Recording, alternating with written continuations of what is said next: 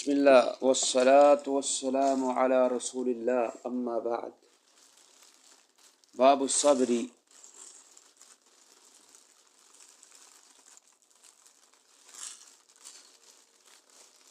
توبہ کی اہمیت، فضیلت اور اس کی ترغیب کے بعد اس عنوان میں صبر کے حوالے سے امام نووی رحمہ اللہ نے قرآنی آیات اور کچھ حدیث مبارکہ بیان فرمائی ہیں جو صبر کی اہمیت اور فضیلت کو بیان کرتی ہیں۔ صبر کا معنی ہوتا ہے رک جانا، اور صبر کا جو مفہوم ہے کہ انسان آنے والی کسی مصیبت پر وہ اپنے آپ پر کنٹرول رکھے، وہ جزا فضا نہ کرے۔ تو اس کی علماء نے کئی اقسام بیان کی ہیں۔ ایک یہ ہے کہ رب کے جو احکامات ہیں ان کی پابندی کرنا، یہ بھی صبر ہے۔ سردی کے موسم میں وضو کرنا، یہ بھی صبر ہے انسان کا۔ اسی طرح اللہ نے جن کاموں سے روکا ہے ان سے رک جانا، یہ بھی صبر ہے، یہ بھی ایک قسم ہے صبر کی۔ اسی طرح کوئی مصیبت آتی ہے، مصیبت کے وقت انسان صبر کرتا ہے اور جزا فضا نہیں کرتا ہے، روتا نہیں ہے اور اللہ کی اس موقع پر وہ ناشکری نہیں کرتا ہے، تو یہ بھی ایک صبر کی ایک قسم ہے۔ تو بہرحال صبر کا جو مفہوم ہے یہ ایک وسیع مفہوم ہے، اس میں یہ ساری چیزیں کی آ جاتی ہیں۔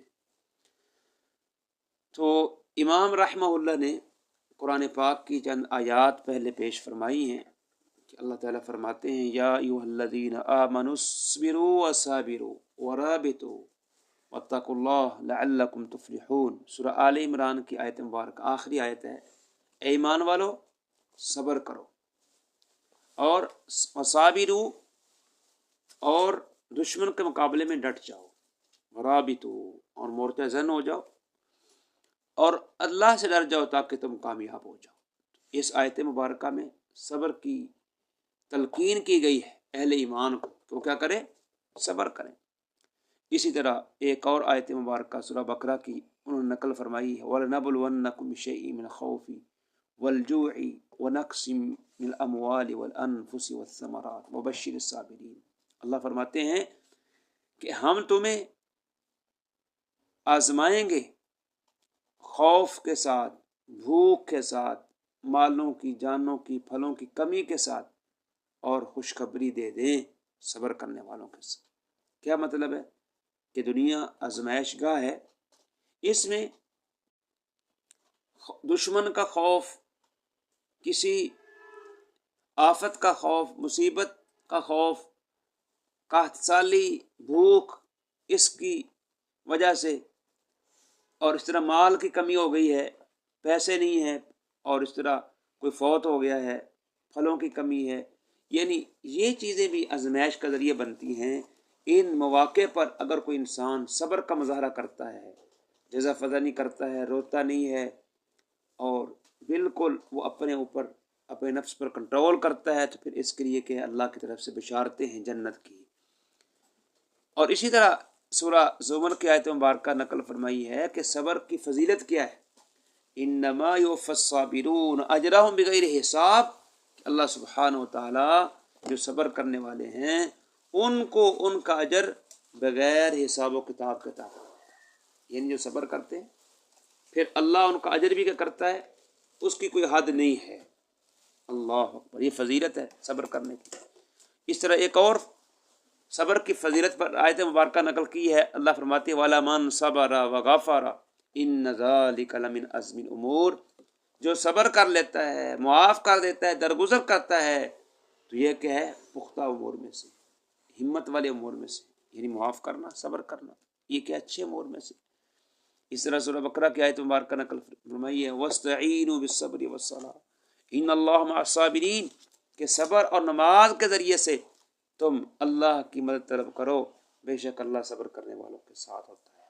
اس سے پتہ چلتا ہے کہ جو صبر کے ساتھ اللہ سے استعانت طلب کرتا ہے، اگر کسی نے اس پر ظلم کیا ہے، صبر کر جاتا ہے، تو پھر کیا ہوگا؟ اللہ مدد کرے گا اس کی، اللہ اس کے ساتھ ہوتا ہے، اللہ نصرت کرے گا انشاءاللہ۔ یہ بہت بڑی کہ فضیلت ہے صبر کرنے والوں میں۔ اسی طرح اللہ عز و جل نے فرمایا ہے سورہ محمد میں، وَلْنَبْلُوَنَّكُمْ حَتَّى نَعْلَمَ الْمُجَاهِدِينَ مِنْكُمْ وَالصَّابِرِينَ، تمہیں ہم ضرور آزمائش میں ڈال لیں گے، حتیٰ کہ ہم جان لیں گے کہ تم میں اللہ کی راہ میں جہاد کرنے والے کون ہیں اور صبر کرنے والے کون ہیں۔ اس سے پتہ چلتا ہے کہ اللہ کی آزمائش ہوتی ہے، اللہ انسان کو جانچتا ہے کہ کون وبیلہ کرتا ہے، کون صبر کا مظاہرہ کرتا ہے۔ تو یہ ساری جو آیات ہیں یہ دلالت کرتی ہیں کہ صبر کی بڑی فضیلت ہے۔ کہتے ہیں شیخ، والآیات فی الامر بالصبر وبیان فضلہ کثیرۃ معروفۃ، کہ صبر کی حکم کے بارے میں اور صبر کی فضیلت میں بہت ساری کیا آیات ہیں، اس کے علاوہ بھی، اور وہ معلوم ہے، ہر ایک کو معلوم ہے۔ یہ دلالت کرتی ہے کہ صبر کی دین اسلام کے اندر وہ بڑی اہمیت ہے، بڑی فضیلت ہے۔ تو یہ ساری جو آیات ہیں اور اس کے علاوہ جو آیات ہیں صبر کی تلقین کرتی ہیں۔ ایک مومن بندے کو چاہیے کہ وہ کیا کرے؟ صبر کا مظاہرہ کرے۔ آگے انہوں نے کچھ حدیث مبارکہ نقل فرمائی ہیں۔ پہلی حدیث باب صبر کی جناب ابو مالک حارث بن عاصم اشعری رضی اللہ تعالی عنہ کا بیان ہے کہ رسول اللہ صلی اللہ علیہ وسلم نے فرمایا ہے، الطہور شطر الایمان، کہ پاکیزگی، طہارت یہ ایمان کا حصہ ہے، اور بعض روایات میں آتا ہے نصف الایمان، ایمان کا کہ آدھا ہے، ایمان کا آدھا ہے۔ اس سے کیا پتہ چلتا ہے کہ جو پاکیزگی ہے، صاف ستھرائی ہے، صاف ستھرا رہنا ہے، نظافت ہے، یہ ایمان کا حصہ ہے۔ اس بندے میں ایمان ہے کہ جو صفائی کا خیال رکھتا ہے، اور جو صفائی کا خیال نہیں رکھتا ہے اس کے اندر ایمان کی کمی ہے۔ تو ایمان سے مراد حقیقت ایمان مراد ہے، جو حقیقی ایمان ہے، جو انسان یعنی جو زبان سے کلمے کا کیا کرتا ہے؟ اقرار کرتا ہے، اور دل سے تصدیق کرتا ہے، عمل بالجوارح کا نام ایمان ہے۔ تو ایمان کا حصہ ہے کہ اگر کوئی بندہ کے صاف صفائی کا خیال رکھتا ہے، اس سے پتہ چلتا ہے کہ دین اسلام کے اندر ایمان کی یہ صفائی کی بڑی اہمیت ہے، اور مومن بندہ ویسے بھی صاف ستھرا رہتا ہے۔ اللہ کے نبی کو بھی اللہ سبحانہ تعالیٰ نے صفائی کی تلقین کی، وَثِيَابَكَ فَطَهِّرْ، اپنے کپڑوں کو صاف ستھرا رکھے۔ تو مومن بندے کے کپڑے بھی صاف ہوں، جسم بھی صاف ہو، اور جگہ بھی صاف ہو، اور یہ بلکہ صفائی کیا ہے؟ یہ طہارت، یہ وضو کے لیے، وضو میں اور نماز میں کیا ہے؟ یہ لازمی ہے، بلکہ نماز کی شرط ہے۔ اگر طہارت نہیں ہے، وضو نہیں ہے، تو انسان کی نماز بھی قبول نہیں ہوتی ہے۔ لہٰذا یہ ایمان کا حصہ۔ بعض نے کہا کہ ایمان سے مراد نماز ہے، یعنی یہ طہارت کیا ہے؟ نماز کا حصہ ہے۔ تو بظاہر ہے اس میں حدیث موجود ہے کہ اس کے بغیر نماز نہیں ہوتی ہے۔ دوسرا، اللہ کے نبی علیہ السلام نے یہ چند وظائف دعائیں بیان کی ہیں، ان کی بڑی فضیلت ہے۔ وہ کون سے؟ والحمدللہ، سبحان اللہ۔ فرمایا الحمدللہ تملأ المیزان، کہ الحمدللہ کا جو کلمہ ہے اس کا معنی کیا ہے؟ بہت ساری تعریفیں اللہ کے لیے، یہ میزان کو بھر دے گا۔ کیا مطلب ہے؟ کہ اتنا اہم ہے، اتنا اہم ہے، کل قیامت کے روز اس کا اجر و ثواب کیا ہے کہ جو ترازو لگے گا نا اس کو کیا کرے گا؟ یہ وزنی کر دے گا۔ اللہ کے ہاں اس کا بڑا مقام ہے۔ اس طرح سبحان اللہ والحمدللہ تملأانی، سبحان اللہ اور الحمدللہ کا کلمہ کیا ہے؟ یہ سبحان اللہ کا کلمہ یہ تنزیہ کا کلمہ ہے، اللہ ہر عیب سے پاک ہے، اور الحمدللہ کا کلمہ کلمہ شکر ہے۔ یہ آسمان اور زمین کے درمیان یہ کیا کر دیتا ہے؟ بھر دیتا ہے۔ کیا مطلب ہے؟ جس طرح آسمان و زمین کے درمیان فرق ہے، اللہ سبحانہ و تعالی اس بندے کے نامہ اعمال میں نیکیاں لکھ دیتا ہے، وزن کے بڑھ جائے گا۔ تو بہرحال یہ کلمات کے ہیں، سبحان اللہ، الحمدللہ، لا الہ الا اللہ، واللہ اکبر، چھوٹے چھوٹے کلمات ہیں، لیکن اللہ کے ان کی بڑی کیا ہے؟ اہمیت بڑی نیکی۔ والصلاۃ نور، اور نماز روشنی ہے، یعنی چھوٹے کلمات ہیں لیکن ان کی اہمیت بہت ہے۔ والصلاۃ نور، نماز روشنی ہے۔ کیا مطلب ہے؟ دنیا کے اندر بھی ہدایت کا ذریعہ ہے، اور قیامت کے روز بھی پل صراط کے لیے پر جب انسان ہوگا نماز روشنی کر رہی ہوگی، اندھیرا ہوگا لیکن نماز کیا ہے؟ اس کے آگے کیا ہے؟ روشنی کا، آگے روشنی ہوگی، دائیں طرف روشنی ہوگی۔ یہ نماز کی اہمیت ہے۔ اللہ اکبر۔ वस्सदक़तु बुरहान, और सदका ये बुरहान है। क्या मतलब है बुरहान? दलील है। यानी मोमिन के, एक मोमिन के सच्चे होने की दलील है कि अल्लाह की राह में क्या है, वो खर्च कर रहा है, बखीली नहीं करता है। और सदका सिद्कुन से निकला, सिद्क का माना क्या? सच्चाई है। मतलब ये है कि उसके सच्चे होने की निशानी, दलील है। और ये बहुत बड़ी क्या है दलील। सदक़े की दो किस्में, एक सदका के वाजिब है, फ़र्ज़ है, जिसको ज़कात कहते हैं, जो साल बाद 2.5% के इंसान के माल पर फ़र्ज़ है कि वो जो निसाब पहुँच जाता है चांदी का, यानी 52.5 तोले चांदी के मुताबिक उसके पास करेंसी ये पैसे है, वो ज़कात दे। या दीगर चीज़ें उशर है, या मवेशी हैं उसके, और इस तरह दीगर चीज़ें हैं, उस पर के 2.5% के सालाना वो ज़कात दे। और दूसरा क्या, आम सदका है, और रूटीन में जो इंसान करता रहता है, तो ये उसके मोमिन होने की क्या है, दलील है, बुरहान है। वह सब्र ज़ियाउन, और सब्र रोशनी है। यहाँ से मुताबिकत है इस उन्वान के अंदर सब्र का बयान, कि सब्र इंसान के लिए रोशनी का बायस, दुनिया के अंदर भी और कल क़यामत के रोज़ भी उस इंसान के लिए ये सब्र रोशनी का बायस होगा। वल कुरान हुज्जतुल लक औ अलैक, और कुरान ये आपके लिए दलील भी है और आपके ख़िलाफ़ भी दलील है। क्या मतलब है? अगर आप कुरान के हकाम पर अमल करेंगे और जिससे अल्लाह ने मना कि उससे रुकेंगे, तो आपके लिए दलील बनेगा कल क़यामत के रोज़। अल्लाह के सामने क्या सिफारिश करेगा आपके लिए और आपको जन्नत ले जाएगा। और अगर आप कुरान के अहकाम पर अमल नहीं करते हैं और नवाही को क्या इर्तिकाब करते हैं, तो ये कुरान आपके ख़िलाफ़ दलील बन जाएगा। अल्लाह के सामने का शिकवा करेगा, इसने अमल ही नहीं किया। लिहाजा ये कुरान हो या दीगर क्या चीज़ें हों, अगर इंसान वो अमल पैरा होगा तो हमारे लिए दलील हो जाएगी। अगर के अमल पैरा नहीं होगा तो हमारे खिलाफ क्या होगी, वबाल बन सकता है, सज़ा बन सकती है। इसलिए कहते हैं कि कुरान मुक़द्दस को हकीकी क्या है, वो पीठ ना करो। हकीकी पीठ क्या है, कुरान पर अमल ना करना।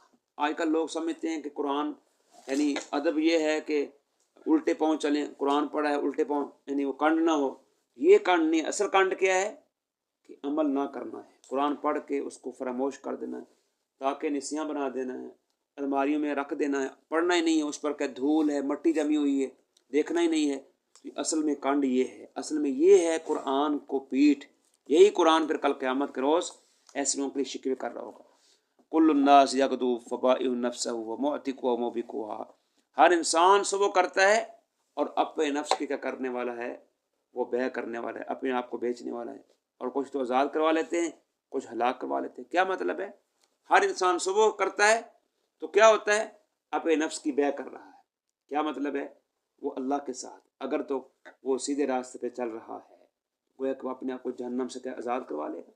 अगर वो सीधे रास्ते में नहीं है, वो नाफरमानी कर रहा है, तो गोया कि अपने नफ्स को हलाक कर रहा है, बर्बाद कर रहा है, जहन्नम की तरफ लेके जा रहा है। तो बहरहाल ये एक अजीम हदीस है जिसमें छोटे छोटे टुकड़े हैं जो इन चीज़ों की अहमियत को उजागर कर रहे हैं। एक तो इस हदीस से मालूम हुआ कि तहारत की बड़ी फजीलत है, ईमान का हिस्सा है। दूसरा मालूम हुआ कि अल्हम्दुलिल्लाह सुबहानल्लाह, कल क़यामत के रोज़ इंसान के वज़न में क्या होंगे, तराजू में क्या होंगे, वो भारी होंगे। और तीसरा मालूम हुआ नमाज क़यामत के रोज़ इंसान के लिए रोशनी का बाहिस बन जाएगी, सदका उसके ईमान की दलील बन जाएगा। इस तरह सब्र का मुजाहरा करना, मुसीबत आए सब्र करें, ये उस इंसान के लिए दुनिया में और आखिरत में रोशनी का बायस बन जाएगा। ये कुरान भी अगर इस पर अमल करेंगे तो दलील बनेगा, अगर अमल पैरा नहीं होंगे तो रोज़े क़यामत हमारे ख़िलाफ़ दलील बनेगा।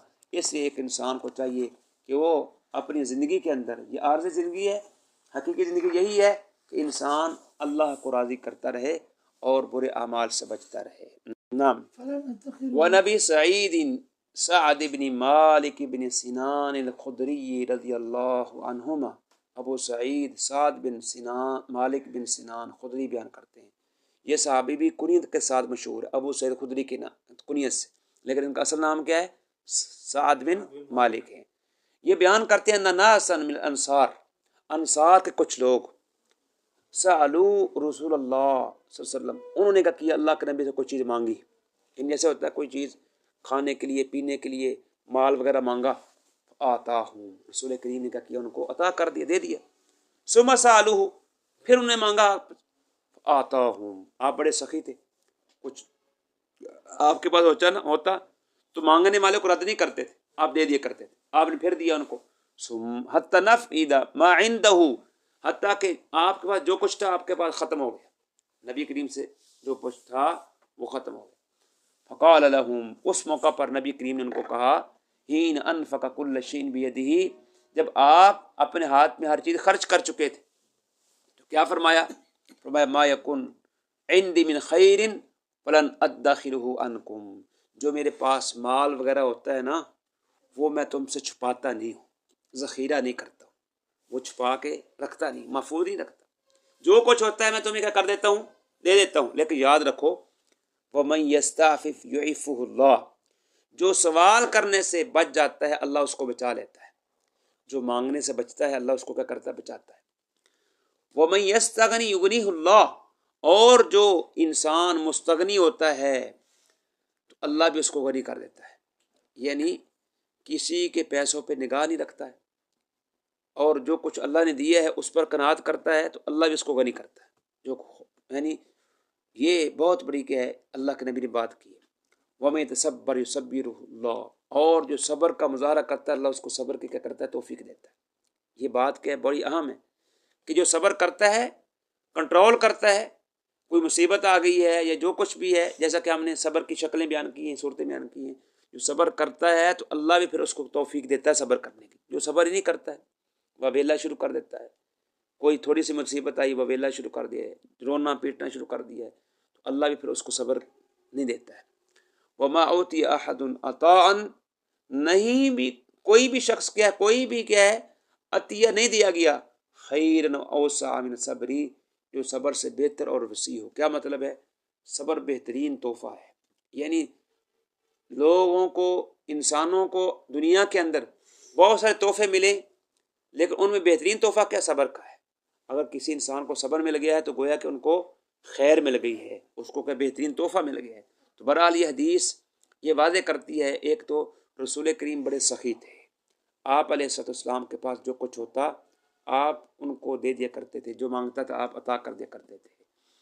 دوسرا یہ معلوم ہوا اس حدیث سے کہ رسول کریم علیہ السلام کے اس فرمان کے مطابق جو بندہ مانگنے سے بچ جاتا ہے اللہ اس کو پھر کیا ہے، اس کو بچا لیتا ہے، مانگنے سے بچا لیتا ہے۔ اس لیے بہتر ہے کہ لوگوں سے نہ مانگیں، اللہ سے مانگیں، جب بھی مانگیں اللہ سے مانگنا چاہیے۔